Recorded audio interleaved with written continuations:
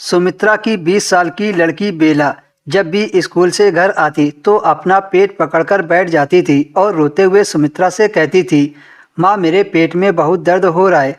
जब सुमित्रा बेला से कहती कि चलो डॉक्टर के पास चलते हैं, डॉक्टर का नाम सुनते ही बेला मना कर देती थी। बेला के मना करने से सुमित्रा को शक होता था और उसके मन में बार बार यही ख्याल आता था कि आखिर उसकी बेटी डॉक्टर के पास जाने से क्यों मना करती है। एक दिन जब बेला पेट पकड़कर रो रही थी तो सुमित्रा ने अपनी सहेली को घर पर बुला लिया। उसकी सहेली डॉक्टर का कोर्स कर रही थी। उसने बेला की जांच की और अपना सिर पकड़कर बैठ गई और बोली, इसकी शादी मेरे 15 साल के बेटे से कर दो, नहीं तो ये बहुत जल्दी मर जाएगी।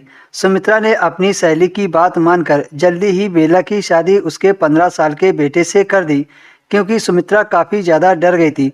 वह अपनी जवान बेटी को खोना नहीं चाहती थी। शादी के बाद बेला अपने आप ठीक होने लगी। सुमित्रा को यह समझ नहीं आ रहा था कि बेला अपने आप ठीक कैसे हो गई। एक दिन सुमित्रा को शक हुआ कि कुछ गड़बड़ तो जरूर है।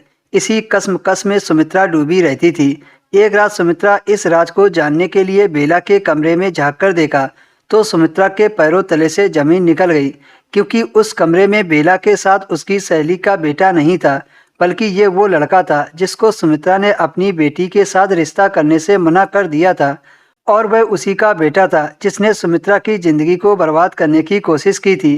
बेला की शादी करने से पहले सुमित्रा के पति ने समझाया भी था कि अपनी सहेली की बातों में मत आओ, बेला को कुछ नहीं होगा, वो ठीक हो जाएगी।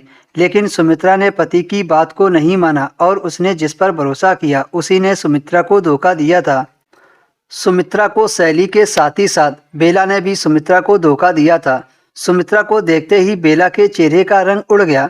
बेला ने कहा, माँ मैं सर्वेश से प्यार करती हूँ, इसलिए मैंने सर्वेश से शादी करने के लिए पेट दर्द का नाटक किया था।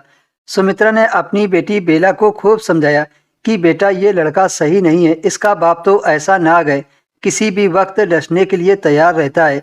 जब बेला के पापा को पता चला कि बेला ने बेवकूफ़ बनाकर सर्वेश से शादी कर ली है तो उसके पापा ने बेला को बहुत डांटा।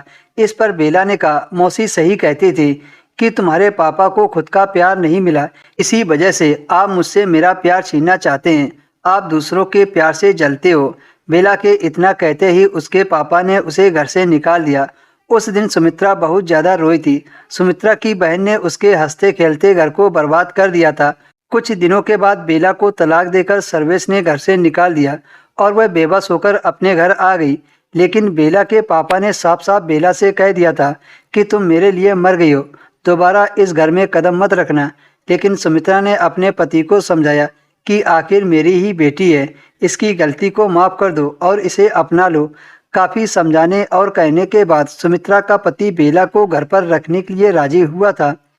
दोस्तों, हमें कभी भी माँ बाप के खिलाफ शादी नहीं करना चाहिए।